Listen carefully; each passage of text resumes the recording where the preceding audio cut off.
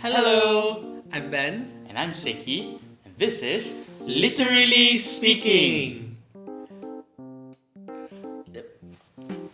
Okay, that was awkward. So it wasn't just me feeling it. Have you ever come across a situation where you were just lost for words? Seki? Oh, you were talking to me? Who else is there? Well, there's my wife who's manning the camera, or should I say, womaning the camera. And there's also Yanyi who's actually preparing refreshments for us. Come on, Seki. We're recording the show. We should only be talking to each other or the camera where we can expect no response. See. Okay, shall we restart? Ben? How did that feel? Silence can be deafening. As experienced earlier. And that brings us to our topic, The deafening silence. The fact that the topic is an oxymoron already shows how contradictory it is. Pauses can be awkward, but a conversation without a pause will feel overwhelming. I've once met a person who would only give me one-word answers. It was so difficult to keep a conversation going because he was not contributing to the conversation in a manner which would hint for a response. As a result, I felt extremely drained after the conversation. On the other hand, I have faced people who could not stop talking. Every time I wanted to reply, I would be cut off by this person, interjecting before I even made my point across. I, on the other hand, felt constipated with responses, which I was dying to let go. Either ways, we leave one side of the party feeling uncomfortable.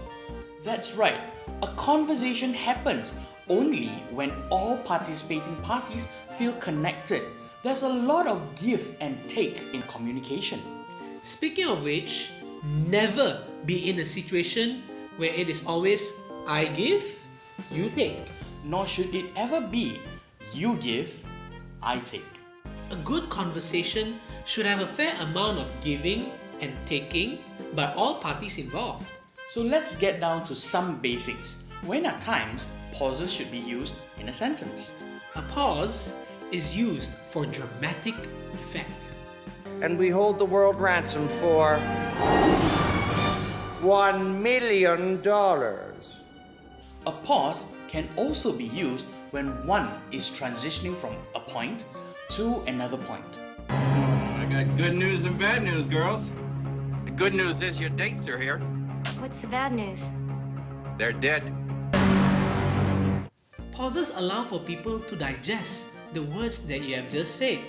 Think of it as a thinking time, that you are allowing people to fully understand and absorb the words that you have just said. Similarly, pauses allow for you to catch a breath and to re-energize for your next statement. But a pause is not just for transitions. Pauses allow your audience or listeners to give their responses if they have one.